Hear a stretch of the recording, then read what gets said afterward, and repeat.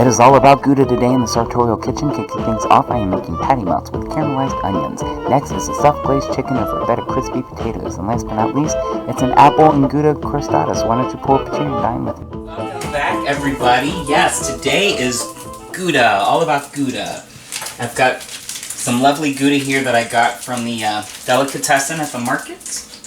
Gouda, if you're not familiar, it's a kind of a cross between a Swiss and a sharp cheddar.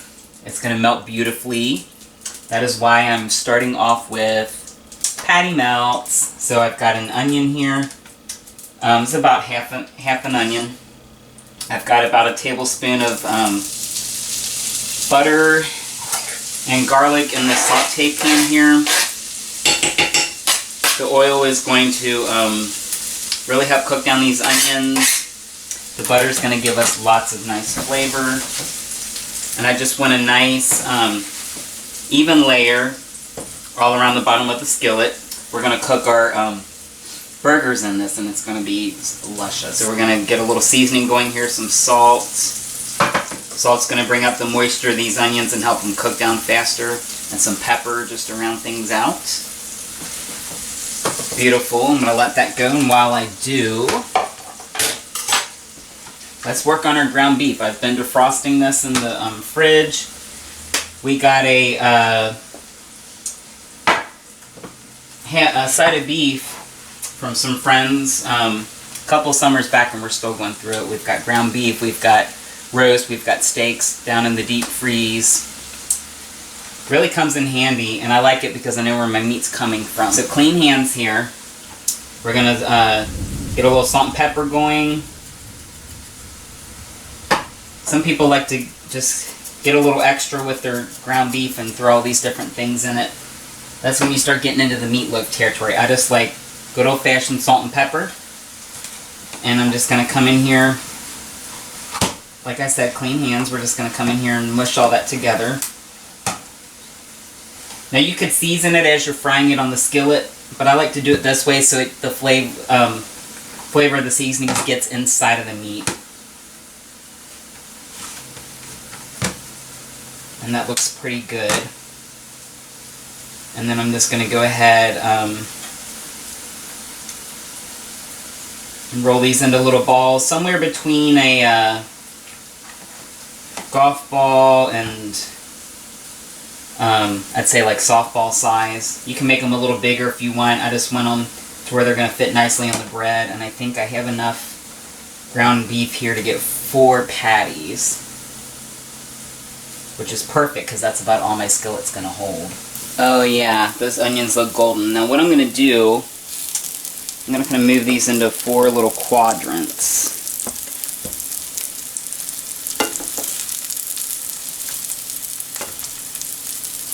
So then each burger has its own little nest of onions.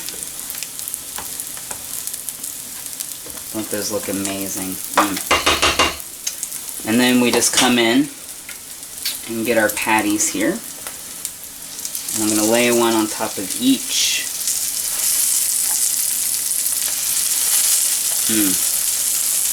Beautiful. Then we just come in here with our spatula, and I just press down ever so firmly until we get, I don't know, about 1/2 inch thickness. I like nice, meaty, juicy burgers. Okay, well those cooked down, I'm going to get my bread ready. So, like I said, a patty melt is just like a grilled cheese with ground beef on it. So, I got some really nice artisanal bread here. This is going to toast beautifully and give us some nice color. Now, a lot of people use butter. I'm doing something a little different here. I've got some more of this garlic aioli spread.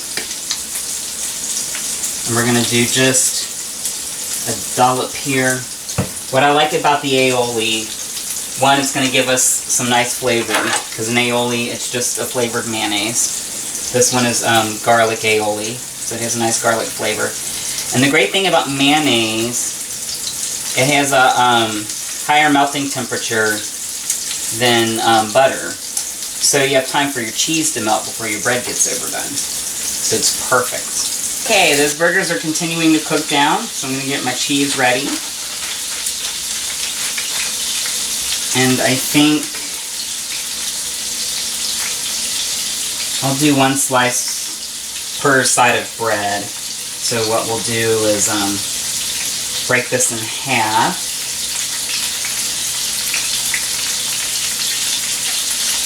That should be pretty good. And I've got plenty. Okay, those juices are coming out clean. Beautiful. Let's go ahead and get these bad boys onto our bread.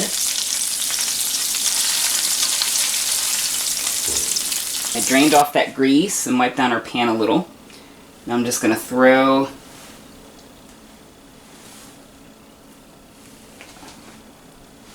our melts right in here. I may have to do one of these separately. Beautiful. Look at that golden crust on there.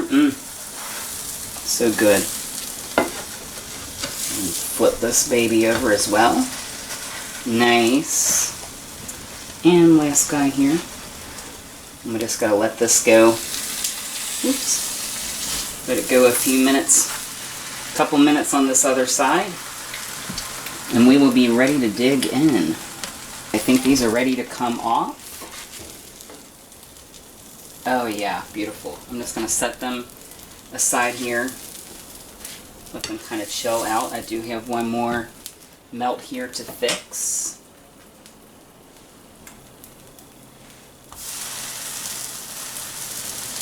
And while that cooks down, we're going to go ahead and dig into one of these bad boys.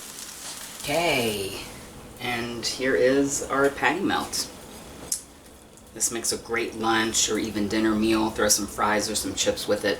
I just want you to see all of that ooey, gooey cheesiness going on here.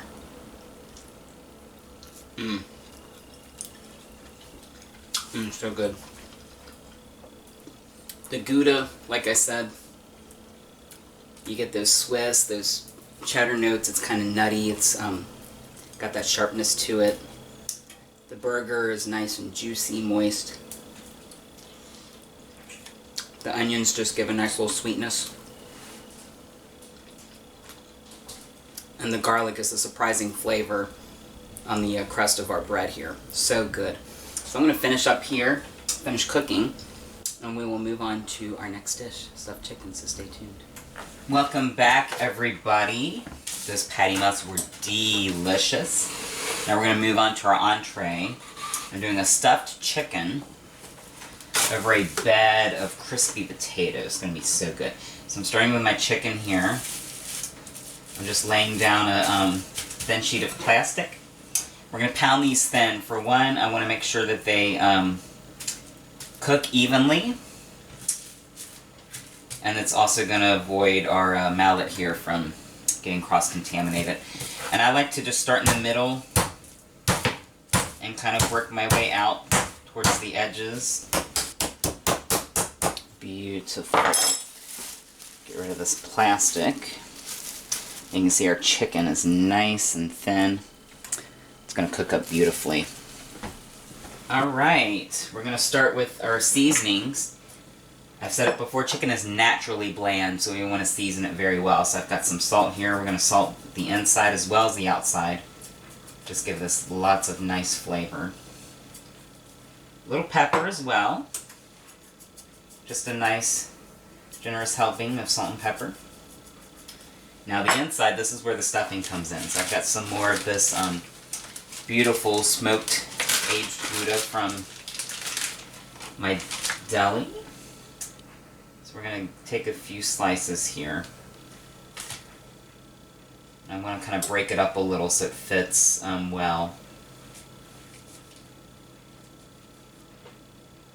Make sure we get all of that good cheese. It's going to be nice and gooey and melty on the inside.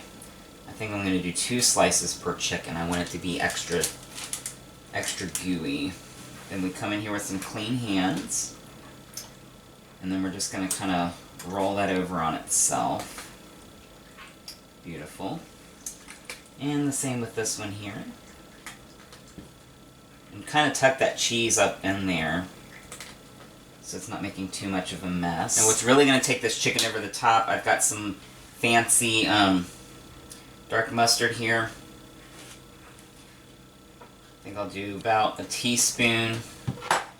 And then we're going to take our brush here, and I'm just going to brush that onto the chicken. That mustard's going to give it a nice zing, a little bit of heat. It's a kind of spicy mustard, not too hot.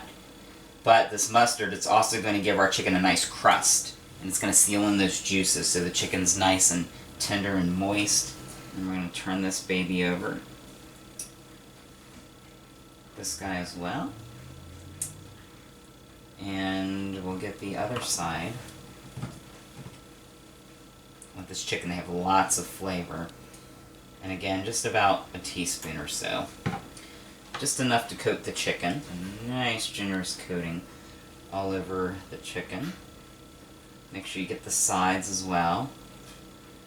Beautiful, and these are ready to go into our skillet. Okay, so I'm just going to take my chicken and gently throw it in our skillet here.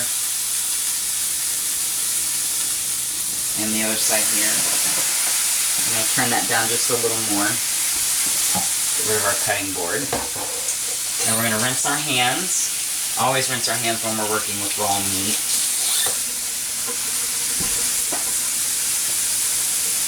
This is going to cook for a few minutes on each side. Then we're going to throw it in the oven and let it finish cooking on the inside. It's going to be gorgeous. Alright, let's turn this chicken over. Oh, look at that. Beautiful color.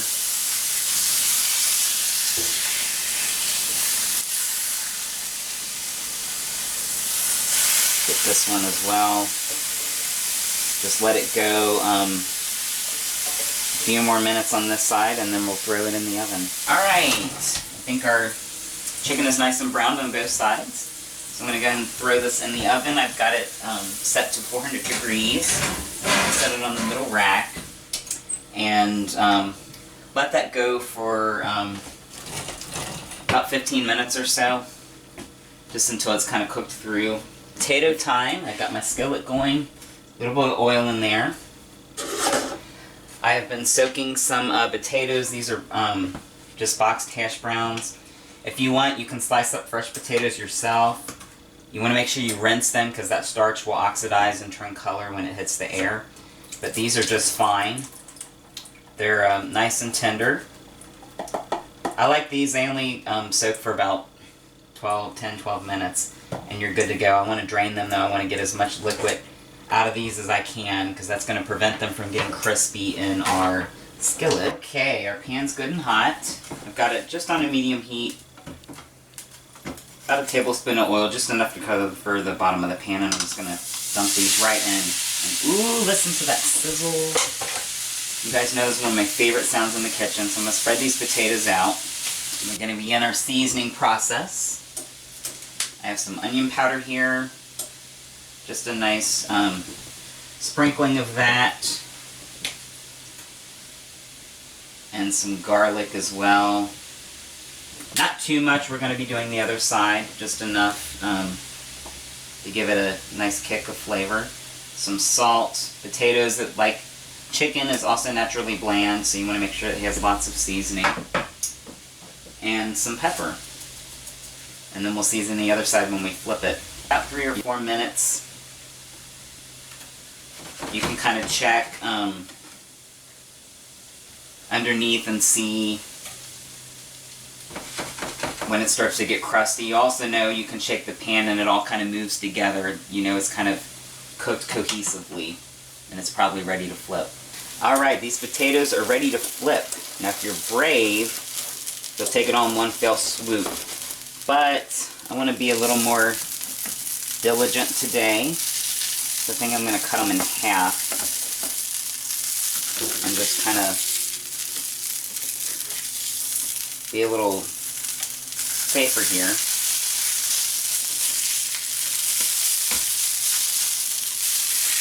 And come and get this side too. Yeah, look at that beautiful color. We'll add a little more oil to help the other side cook. Just kind of going around the sides there. And let's continue seasoning, shall we? A little more of the garlic, just a smidge. Same with the onion powder. And then, of course, the salt and pepper. Generous helping of salt and pepper. And I'm going to go ahead and turn these down just a smidge. As you can see, our chicken is about ready to come out, and we can plate up. I am ready to take this chicken out. Those potatoes are going to be nice and crispy. I can't wait to plate those up. So let's get our chicken out of here. Isn't that gorgeous? Nice golden brown, bubbly. We're going to make a little sauce here. That's why I threw it back on the skillet. I just want to take the chicken out. And I'm going to set it on this plate to rest. Alright, our chicken is right there, right around 155. You want it between 160, 170. Anything higher than that, it starts to get dry. 155 is close. That's why I'm going to let it rest. We're going to cover this. That's going to allow the juices to seal as it continues to cook while it sits there and comes up to temp. Now, we're going to make a lovely little sauce out of all these little brown bits of chicken. I just want to scrape some of that up. Now, I'm going to throw in, we're going to do this quick because our pan is nice and hot. I'm going to throw in just a little of my minced garlic here, some of that garlic oil, maybe about a teaspoon. And then I'm going to throw in some of this white wine here. That's probably about a tablespoon. And just be real quick with it.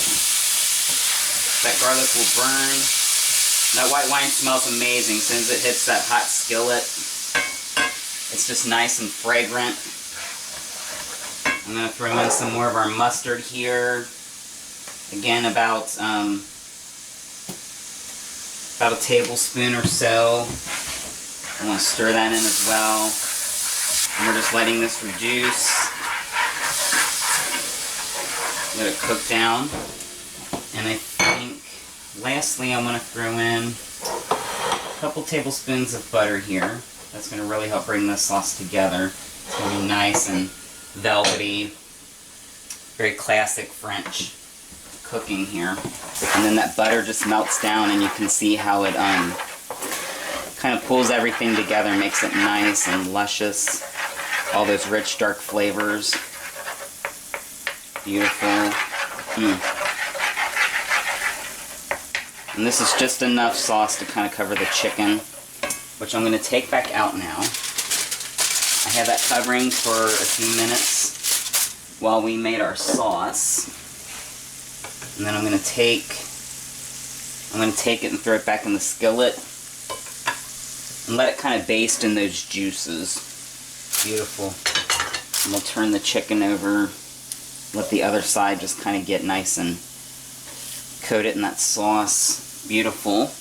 Now it's time to plate up our hash browns. They've gotten nice and crispy on the other side, so my trick, we'll see how well we do. I'm going to place my plate on the opposite side of the skillet and turn it over. And there you have it. Look at that. That's going to provide a beautiful bed for our chicken. I'm going to set that aside. And our chicken is ready to come out. I'm just going to take our tongs. Go ahead and turn this off the heat. And we'll just take our chicken. Get all of that. And set that right in the middle. Beautiful. And we're going to take our beautiful sauce here. And we're just going to drizzle that all over top here. Look at that. Isn't that gorgeous? We'll get some on the potatoes as well. And then the last thing I like to do is garnish with some herbs. I've got some chives here. We'll just sprinkle it on top. And there you have it. Stuffed chicken with crispy potatoes.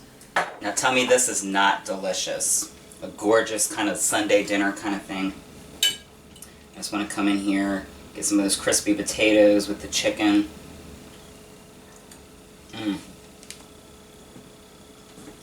So good. Okay, so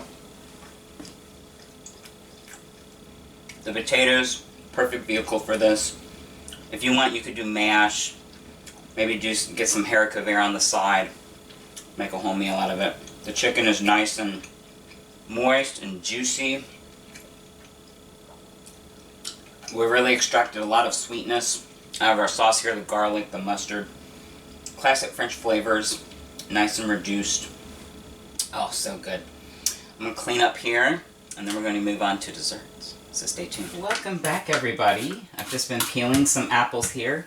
About 2. Granny Smith, I thought the tartness would be a nice balance to the sweetness here. I'm doing a apple and Gouda crostata. I know, you're like, ooh, I've never heard of that. That's going to be so good. So crostata, it's a baked pastry. It usually has fruit in the middle. I thought, why not cheese? Apples and cheese go great together, right? There's 2 medium-sized apples here that I have peeled, and then I'm just going to come down.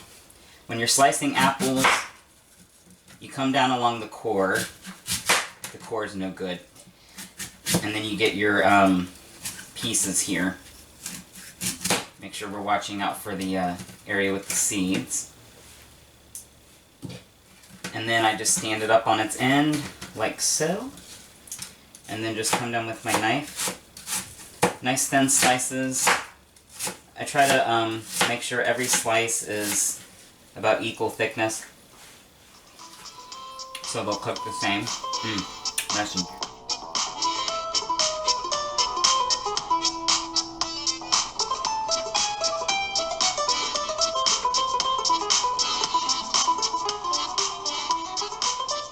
pop these guys in. Now apples, much like potatoes, they oxidize and they turn brown when they hit the air. So I've got a little lemon juice here. This is the trick. And I'm just going to, about a teaspoon or so.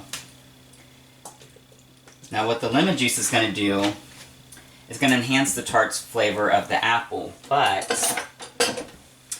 it's also going to create a nice little layer of protection, almost like a suit of armor, that's going to keep the apples from turning brown. So I've got some nutmeg here, classic French flavor here, and I'm just going to do about a 1/4 teaspoon. It's going to add a nice nuttiness that's going to really play nicely with the cheese and help kind of marry everything together. And then I am going to do just about a teaspoon of sugar, just to help with the sweetness. I know normally with apples it's cinnamon and pumpkin pie spice and all of that, but I think, yeah, I want to really do like a classic French, almost minimalistic approach here. I set that aside. We are done with our cutting board here, and we're going to move on to our pastry. So I've got a roll of puff pastry here. If you want to make your own pastry, more power to you. But I like to make things easy for myself. Nothing wrong with that. What I also like about this puff pastry, it's got a little flour on it. I'm going to steal some of that here. And roll my pen. So this is already, it's a decent thickness. I just want to roll it out a little more, just to kind of give us some more surface area to work with here. And anytime you're rolling out pastry, if it's pie crust or puff pastry like this, I always start from the middle and work my way out. So I'm going to show you how we put this together now. It's really just a layering effect. So I've got some more of my Gouda here from the deli, and I think I'm going to start with that. Then we'll get a couple apples here. And then another layer of cheese.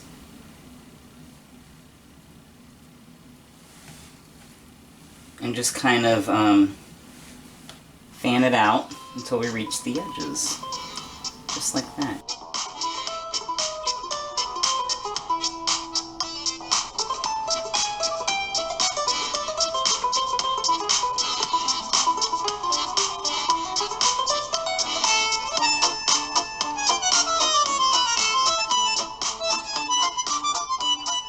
first thing we're going to do is fold over the edges. And I like to start at the side first and just kind of fold everything over top. And we'll do this side first. And this is why we don't come all the way to the edges, so we have room to fold this over. You can kind of square everything up. And then we'll fold up the bottom as well.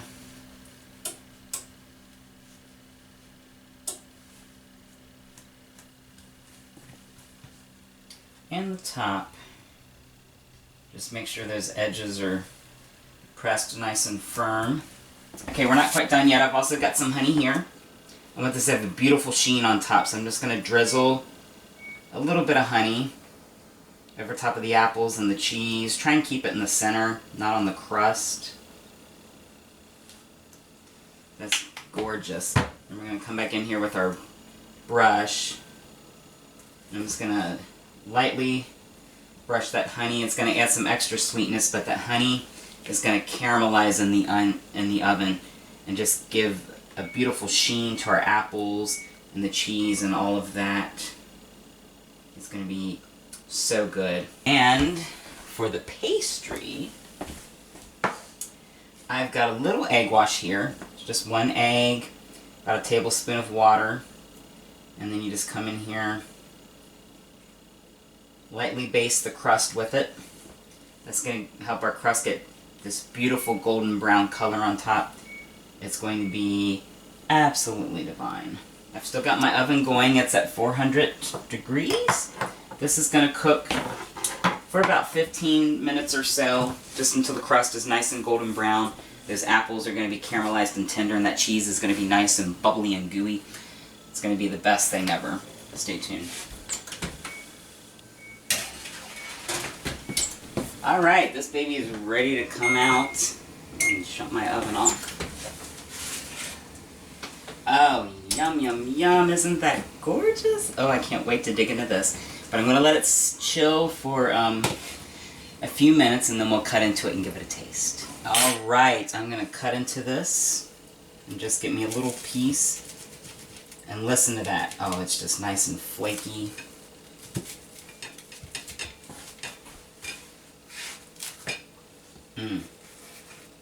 Beautiful. Alright, let's come in here and give this a taste, shall we? So you can see those beautiful colors, that pastry, nice and flaky. The apples are nice and crisp and tender. Just nice and tart. Just the slightest hint of sweetness. And I'm going to come in here and get some of this cheese with it. Just come through here.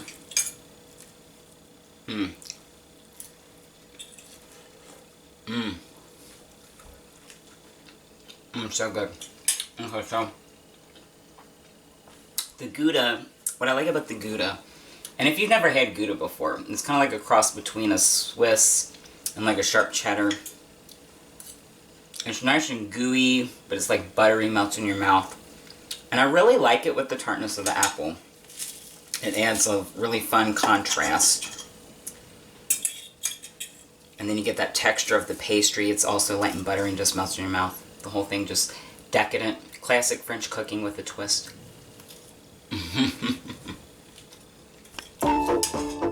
So I'm going to finish up here. And I want to thank you, as always, for joining me in the kitchen. Like and subscribe at the bottom. Hit me up in the comment section.